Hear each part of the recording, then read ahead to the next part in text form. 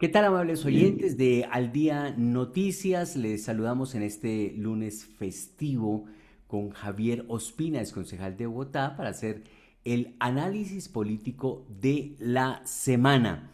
Pues realmente una semana muy movida por este terremoto que ha sacudido al país. Es la primera semana de gobierno de Abelardo de la Espriella y le cambió totalmente la agenda al gobierno que se estrenaba con Abelardo de la Espriella el lunes sobre las 7:34 de la mañana, cuando todos se disponían a iniciar jornada, pues el país fue sorprendido con este movimiento telúrico que ha afectado a 5 departamentos en Colombia. Javier Ospina, en principio, ¿qué análisis hace usted de esta situación? Hola, John Didier, muy buenos días para usted y por supuesto para todas las personas que nos siguen muy juiciosamente cada 8 días en el día de noticias, en el resumen de la semana. Sí, primero comenzar con un saludo de solidaridad a cada una de las víctimas, de sus familias, que lamentablemente fueron víctimas, como usted bien lo dice, el pasado lunes 7:30 de la mañana con un terremoto que afectó a todo el país, pero con grandes consecuencias al occidente, en el Valle, en el Cauca, realmente en todo el eje cafetero y en todo el Pacífico colombiano. Eh, a 3 días de haberse posesionado el presidente Abelardo de la Espriella, no es un buen comienzo, pero es un gran reto que 4 días o casi a 8 días de haber sucedido, lo han ido gerenciando como debe ser, muy oportunamente. Esperemos que estas primeras fases, que son las de rescate, remoción, se logre encontrar la mayor cantidad de personas con vidas y lamentablemente los que no, pues sus cuerpos, y después de que pasemos esa primera etapa, comencemos ya en una segunda etapa que es la reconstrucción de los lugares que fueron afectados en temas de infraestructura. Como se dice popularmente, cogieron con los calzones abajo al gobierno porque era el primer día laboral para este nuevo equipo de trabajo de Abelardo de la Espriella. Apenas había posesionado a los ministros en la ciudad de Cali. Ni siquiera el director de la Unidad Nacional de Gestión del Riesgo lo pudo posesionar a tiempo, de manera que el anterior, el director de Gustavo Petro, fue el que tomó las primeras decisiones que se dice fue el que rechazó algunas ayudas internacionales. ¿Qué hay de cierto en este punto? Sí, John Didier, ahí también vemos que la falta de empalme que hubo entre el gobierno saliente y el gobierno entrante en esta tragedia nos está afectando, porque como hubo una ruptura, no se conocían las entidades y pues ellos nunca, nadie tenía previsto lo que pasó el lunes y pues entidades tan importantes como la Unidad Nacional de Riesgo en estas ocasiones tenía el director anterior y el director que estaba nombrado no tenía todavía ni idea cómo iba a encontrar la entidad porque no hubo el empalme necesario. Esto que nos sirva de experiencia, porque más allá de las rupturas políticas, uno siempre debe prever este tipo de acontecimientos, que son obviamente imprevistos, pero pueden suceder. Y eso finalmente ronda en improvisación. Y como aquí los minutos luego de una tragedia como estas son vitales para vidas, pues no podemos ser mezquinos en próximas oportunidades en esos empalmes. Sí o sí, creo que eso lo se debe reglamentar a través de una ley para que estén obligados tanto el gobierno saliente como el gobierno entrante, así sean de ideologías distintas, en hacer un empalme serio. Y entonces nos vimos con la gran sorpresa que obviamente el director de la Unidad Nacional de Riesgo no es del gobierno de Abelardo de las Piedras, sino era del gobierno de Gustavo Petro. Y fíjese que ahí el señor toma una decisión autónoma porque era el director de la Unidad Nacional de Riesgo y no acepta ciertas ayudas. Se dice que es porque hacía falta unas certificaciones de algunos grupos socorristas. Básicamente las ayudas eran de grupos socorristas que querían ingresar al país a colaborar en las labores de rescate y remoción de escombros. Entonces, esas son consecuencias de esa falta de empatía, de esa mezquindad política que debemos ir extinguiendo de nuestro territorio nacional. Entonces, sí, al parecer sí tomó esas decisiones de hacer el rechazo de algunas ayudas. Sí, sí, pues se dice que es porque los grupos, especialmente una de México, ¿no? Que porque ese grupo de México no tenía una certificación especial, entonces no podían ingresar al territorio nacional a ejercer esas labores de rescate y remoción de escombros. Esa es la excusa que se da desde la Unidad Nacional de Riesgo. Rápidamente, a las 48 horas, he removido ese director de esa unidad ya por el director, obviamente designado por parte de este nuevo gobierno en cabeza de Abelardo Pérez. Bueno, también es importante mirar que el gobierno ni siquiera había alcanzado a posesionar al director de la unidad de gestión del riesgo ni a otros, ni a otros funcionarios que se conocían, que son claves y fundamentales. Por ejemplo, no había director de planeación, que se supone es la entidad que puede coordinar y organizar, poner a trabajar en conjunto, en equipo, a todos los ministerios que deben tener relación en la recuperación, reconstrucción de esta zona afectada. Pero ya poco a poco el gobierno de Abelardo de la Espriella ha ido haciendo los nombramientos donde saben que son claves y fundamentales. Como decíamos, el gobierno no alcanzó a ubicarse bien como que era lo que iba a hacer cuando ya estaba en una emergencia de estas proporciones. Y adicionalmente, los únicos que estaban nombrados a través de decretos eran los ministros, Mm. que se nombraron ese mismo viernes 7 de agosto, en la tarde. Ningún otro funcionario había sido nombrado por el decreto. Y también un llamado a la empatía, yo digo, y al sentido común. ¿Cómo es posible que algunos funcionarios de primer nivel del anterior gobierno se rehúsen a renunciar? O sea, lo primero que usted debe hacer como funcionario cuando entra una nueva administración es poner sobre la mesa su carta protocolaria de renuncia a John Didier. Usted no puede esperar a que lo nombren insubsistentes como está pasando en algunas entidades, porque los funcionarios del gobierno Petro no quieren renunciar.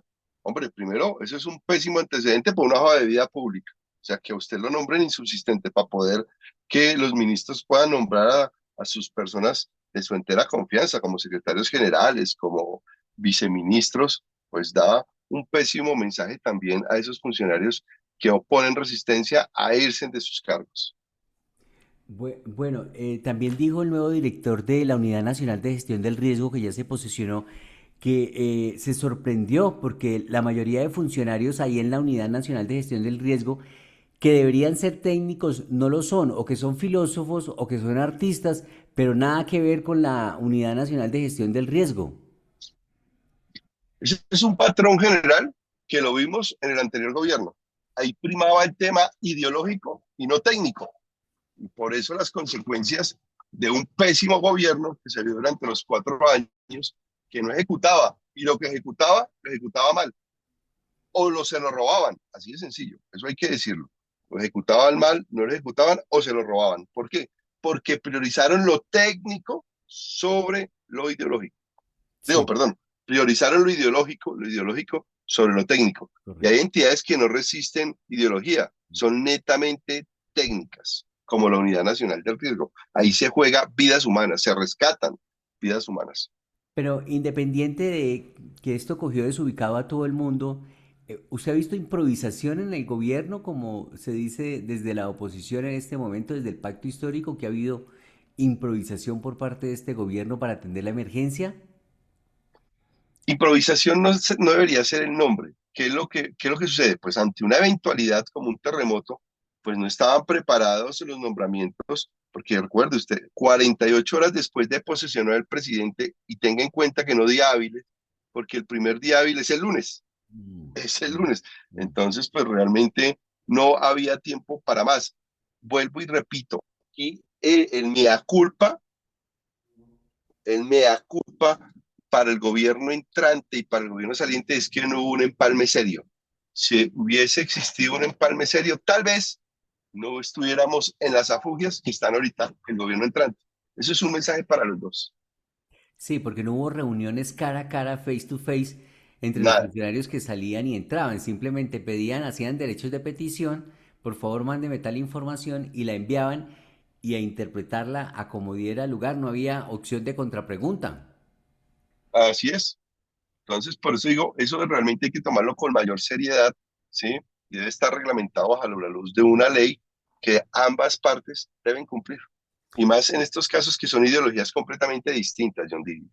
Sí, a propósito del presidente Gustavo Petro, antes de seguir con otros temas del terremoto, está pidiendo un permiso para salir por un año del país. ¿Usted qué piensa de eso? Mire, lo que pasa es que eso tiene varias lecturas políticas.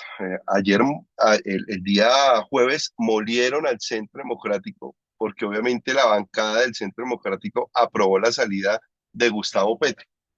Y el presidente Uribe debió salir a explicar por qué la bancada del Centro Democrático tomó la decisión de darle el permiso o al expresidente Petro del país.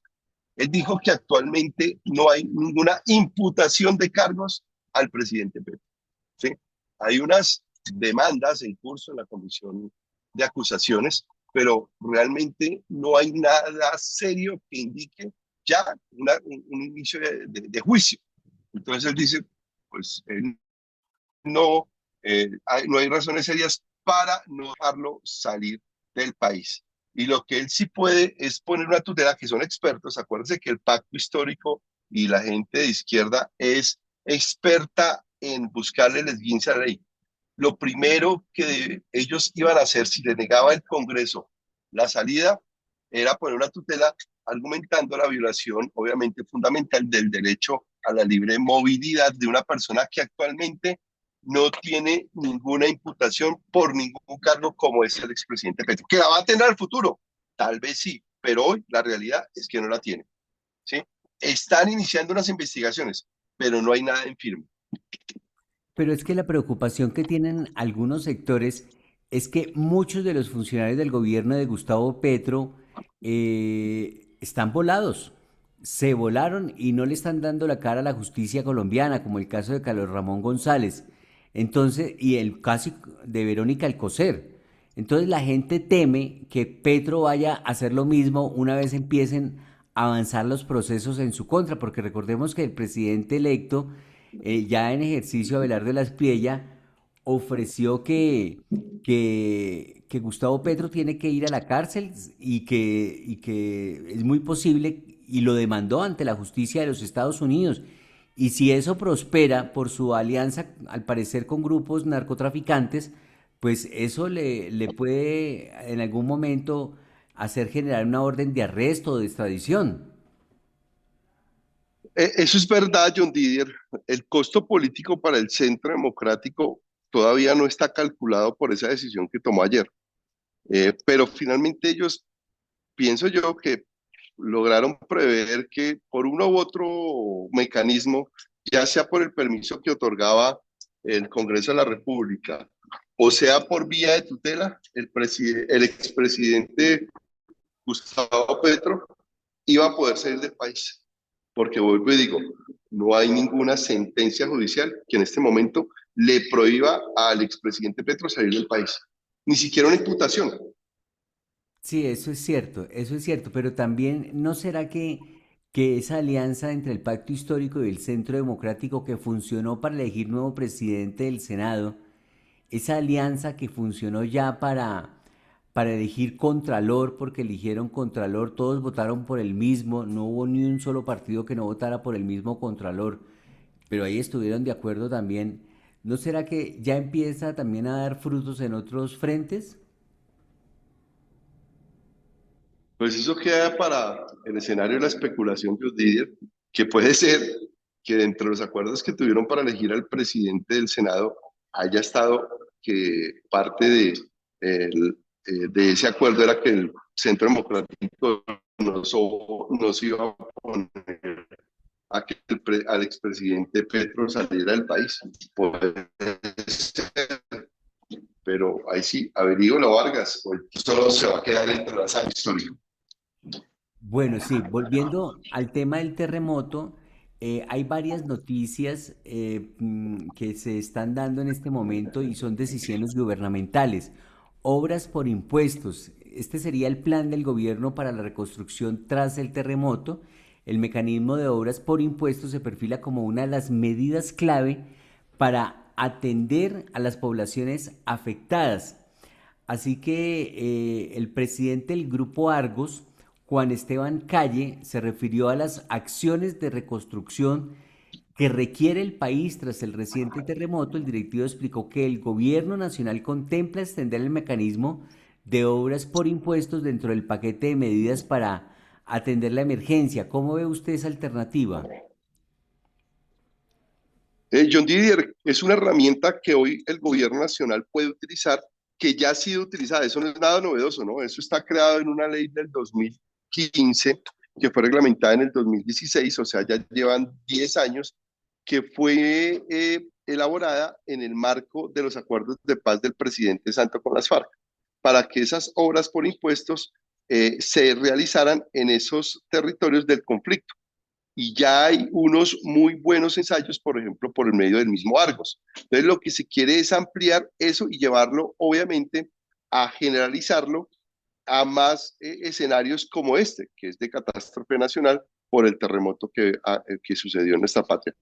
Es un buen ensayo, no es un buen ensayo porque ya está comprobado que sí funciona. Es para evitar más tramitología y que se vuelvan más eficaces los recursos de nosotros, los.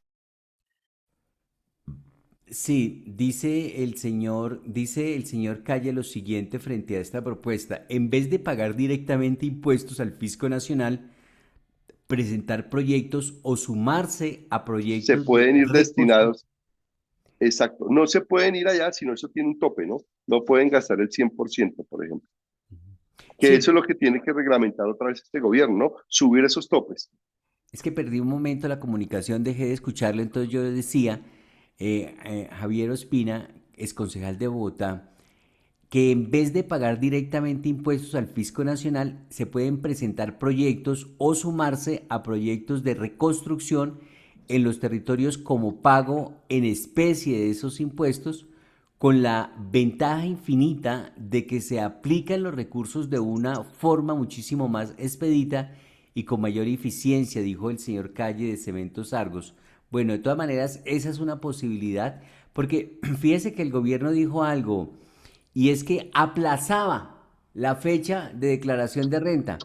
Entonces dice María Clara Posada, la senadora del Centro Democrático, un momento, gobierno, aplazar. La gente en este momento no está en capacidad, por más que aplacen, si a una señora o a un señor, a una familia se le cayó la casa o tenía un negocio, ¿cómo se supone, usted que es empresario, cómo se supone que va a volver a levantar la casa? ¿De dónde tiene uno plata para volver a construir? Que una construcción no es económica, una construcción vale más de 200 millones de pesos, creería yo, de una casa de 2 plantas o de 3 plantas. Vuelva a levantar usted un edificio de 4 pisos. Entonces, para poder pagarle impuestos sobre ese predial, ese inmueble que se supone tenía, porque ya no está, se cayó. ¿Cómo va a pagar una persona? Entonces dice la senadora, lo que tiene que hacer el gobierno es exonerar del pago de impuestos a quienes demuestren que lo hayan perdido todo. ¿Usted qué piensa? Totalmente de acuerdo.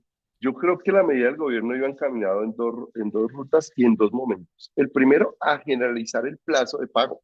O sea, en los territorios donde hoy son afectados por el terremoto, ahí se aplaza por 60 días, porque acuérdense que todo plazo se vence, ¿no? Eso dicen los abuelitos, todo plazo se vence. Ese aumento del tiempo es generalizado para todos los habitantes de esos territorios, sin tener en cuenta si es afectado directamente o no, se amplía a 60 días. Pero ahí sí yo le doy la razón a la senadora del Centro Democrático, María Clara. Posada, sí, a la doctora Posada, a la senadora Posada, que a las personas que son directamente afectadas, o sea, que lo que usted está diciendo, que su apartamento o su casa fueron afectados, me imagino que en grados superiores a un 70%, a ellos sí se les debería condonar el impuesto de renta de este año. Eso sí lo debería tener en consideración. Adicionalmente, hay que hacer un levantamiento urgente de los damnificados hoy que generó esta tragedia, para tener focalizadas las diferentes herramientas que el gobierno ponga a disposición. ya sea excepciones, ¿cierto? En este caso de impuestos o ayudas para reconstrucción de esas casas o las viviendas en general de la gente que lo perdió absolutamente todo. Ujú. Bueno, aparece también una figura como el FOREC, que el gobierno debe crear algo como se hizo cuando la reconstrucción del eje cafetero, y es que como ahora tanta gente está donando plata, fíjese que los empresarios de la ANDI, los industriales, ayer hasta donde yo supe tenían más de 13.000 millones de pesos y desde varias instancias, los gobiernos, va a haber muchos millones de dólares. ¿Quién va a manejar esa plata y cómo se va a manejar esos recursos? Porque seguramente muchas de estas personas y familias que perdieron todo, hay municipios como el Cairo en el Valle del Cauca, donde la destrucción de sus inmuebles es del 80%. El 80% del municipio destruido, porque es que además hay que decir que esos municipios del norte del valle, que tienen una cultura paisa, tienen, los inmuebles son en bareque, no sé si la gente sabrá qué es bareque, que es como esterilla y con, Como una guadua, como una, que, es con que guadua, lo que nosotros, los de nuestra generación, hacíamos las cometas con esas guaduas, ¿se acuerdan? sí. Los palos de cometa. Entonces, esos municipios como El Cairo, como Argelia, como el mismo Roldanillo y Sevilla, mi pueblo natal, pues realmente sufrieron afectaciones porque uno veía casas de dos pisos, que es normalmente a la usanza de la arquitectura de lo que era España, de lo que fue la colonización de España, y son pueblos muy pintorescos, muy lindos, pero como están hechos a base de guadua, de bareque, de cuartones y de tablas, entonces eso no, con este temblor no lograron mantenerse. Entonces, esas personas, por ejemplo, necesitan de ese apoyo del gobierno nacional. Entonces es muy posible que todas estas recursos que se anuncian desde muchos frentes, desde muchos lados, desde muchos gobiernos, los artistas, por ejemplo, muchos artistas, futbolistas, están movilizando recursos, mandando aviones y mandando plata. ¿Cómo manejar todos esos recursos con una vaina como el Foret? Hay varios mecanismos, ya enunciamos uno, que era obras por impuestos, otra, crear una entidad específicamente para solucionar los problemas de infraestructura de esta catástrofe, que ya también hubo un modelo, como usted bien lo anunció, o lo enunció, perdón, en la catástrofe de hace unas décadas. Ahí hay varios mecanismos. Lo más importante es que el gobierno en menos de 15 días los tenga claros y los empiece a implementar. ¿Para qué? Para que esa masiva solidaridad, no solo de personas nacionales, sino internacionales, se vea reflejada en la solución de los damnificados del terremoto, John Didier. Y ahí va la gran primera prueba de este gobierno. Si es capaz de manejar esto, seguramente, si no es capaz de manejarlo bien, ¿no? Bien, seguramente los 4 años de ahí para allá, con esa experiencia tan difícil como es manejar una catástrofe de estas magnitudes, de ahí para allá, los demás problemas se van a solucionar del país. Gran prueba la que tiene el gobierno de la patria milagro. ¿Por qué? Porque el primer milagro fue haber llegado. Ahora el segundo milagro va a ser salir de rápidamente y trazar la línea de recuperación después de esta tragedia natural que cobijó a gran parte del país. Y de ahí para allá, pues reconstruir todo lo que el gobierno pasado destruyó. Difícil, ¿no? Difícil. Uno dice a veces, oiga, como dicen los papás a los hijos, ¿qué necesidad había de meterse en ese rollo? Pero bueno, ya están metidos, ahora hay que sacar la cabeza de la mejor forma posible y el destino les está poniendo unas pruebas de alto grado de responsabilidad. Oiga, nunca se sabe qué va a pasar en un gobierno porque muchas veces el gobierno llega con unas propuestas y unas intenciones, pero cuando ya está en el desarrollo del ejercicio, se presentan otras circunstancias. Fíjese usted lo del COVID. Lo del COVID le cambió completamente la agenda a los mandatarios. Tenían que empezar a atender otras circunstancias y los proyectos que traían con gran ilusión para desarrollarlos, pues quedan en stand-by, en pausa. Entonces, eso le pasó, por ejemplo, a todos los alcaldes y gobernadores cuando la época del COVID, o por ejemplo a Samper, que por el proceso 8000 se tuvo que dedicar a defenderse y no pudo gobernar, no pudo hacer nada realmente que fuera importante para Colombia, sino que él por estar defendiéndose, yo aquí estoy y aquí me quedo, pues no hizo mayor cosa, lo que hizo fue destruir fuentes de empleo como se demostró de lo que fue el gobierno de Ernesto Samper. Y ahora a Abelardo de la Espriella le toca empezar a mirar pues que esto realmente no vaya a cambiar un poco el rumbo de lo que él quiere hacer como presidente, ¿no le parece? Pues imagínense que se tiene los primeros cálculos para la reconstrucción en todo lo que tiene que ver con la tragedia de una inversión de 20 billones de pesos. 20 billones de pesos. Que eso se le debe sumar a todo el hueco fiscal que dejó la mala administración saliente de Petro. Fíjese que Petro contó con muy buena suerte, porque durante sus 4 años no hubo absolutamente ningún evento ni natural ni fuera de lo cotidiano. Los Yo, únicos eventos que yo habían, diría, Javier Ospina, yo sí, diría, sí, gracias a Dios, esto no pasó en el gobierno Petro. no, Nos salvamos no, no, por no. como por 3 días. Esto llega a pasar en el gobierno Petro y yo no sé cuál sería la suerte de los damnificados. Fíjese usted la diferencia cuando se tiene un gobierno sólido, con clara visión de lo que es la administración pública, lo que pasó en Venezuela, donde las mismas personas se tenían que defender como pudieran, a lo que está pasando en este momento con la fuerza y la decisión que tiene por lo menos esta administración de hacer presencia no solamente institucional, sino también de poder estar en el territorio. Mucha gente en Venezuela decía, por aquí nunca nadie vino, ni nunca nadie nos ayudó, aquí hemos, y la gente pasaban las semanas y seguían solos. Aquí por lo menos hay una respuesta institucional, hay una coordinación, hay cuerpos de bomberos, hay defensa civil, está la fuerza pública también ayudando. ¿Se imagina usted esta tragedia en manos del anterior gobierno? No, pues por eso Dios es muy grande con nosotros. Pues sí tuvimos una tragedia mayor que la de este terremoto, mayor la del COVID, que fueron los 4 años de ese pésimo gobierno de Petro y todos sus secuaces que se convirtieron fue en una cueva de ladrones, que eso sí, ojalá, pues obviamente hoy el afán es todo el tema del terremoto, pero que eso no sea finalmente lo que salve esa mala gestión y todas las investigaciones que se deben ejecutar de muchos funcionarios que llegaron solamente a robarse el presupuesto y el horario público deben continuar después de que salgamos del afán de los primeros días de esta tragedia natural. Eso debe continuar, porque aquí no se puede ocultar y dejar para la historia un malto de ocultamiento de esa mala gestión de los 4 años de Petro y sus secuaces. Pero bueno, aquí hoy lo urgente y lo importante es poder rápidamente que este gobierno que es serio, que gracias a Dios, como usted lo dice, es serio, que tiene clara, que usted ha visto a los ministros, que usted ha visto al vicepresidente, que usted ha visto al presidente, que usted ha visto a la primera dama y a las esposas de los ministros y a la esposa del vicepresidente al frente de todas las ayudas humanitarias. O sea, eso no ha sido delegado. Eso por lo menos da esa seguridad emocional a todos los afectados y a todo el país, que estamos en unas buenas manos, por lo menos responsables. Ojalá que continúen haciéndolo bien.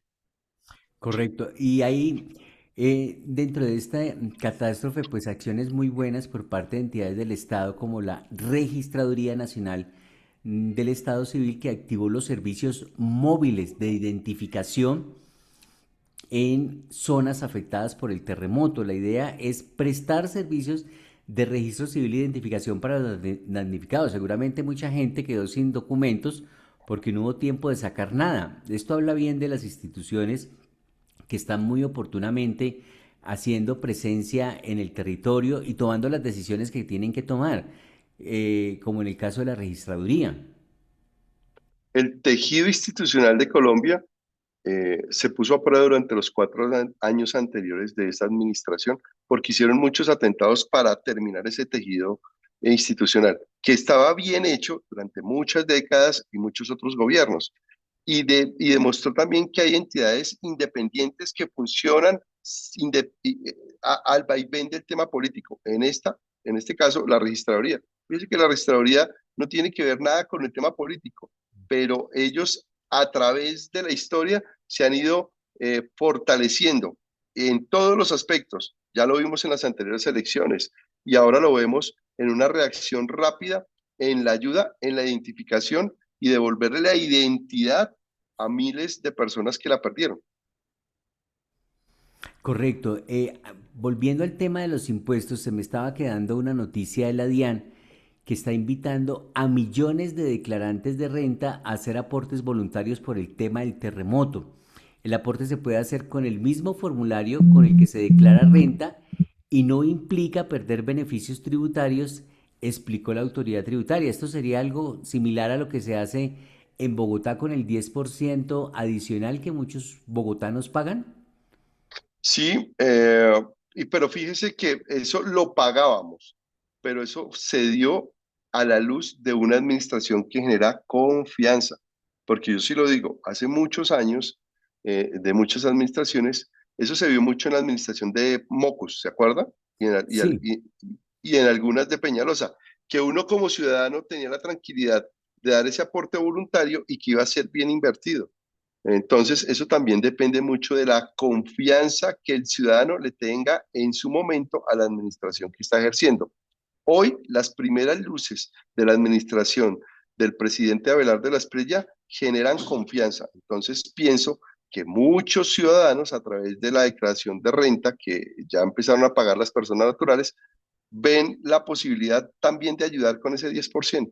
Esperemos, y por el bien de todos, que esos aportes voluntarios den unas cuentas claras por parte del gobierno cómo van a ser invertidos, para que en próximas ocasiones los ciudadanos sigamos contribuyendo. Sí, eso es importante, poder establecer ese mecanismo, porque pues uno cree que porque uno vivía al día o con lo justo, todo el mundo vivía así. Hay gente que realmente tiene buenos ahorros y tiene la capacidad de poder hacer ese tipo de poder hacer ese tipo de aportes voluntarios.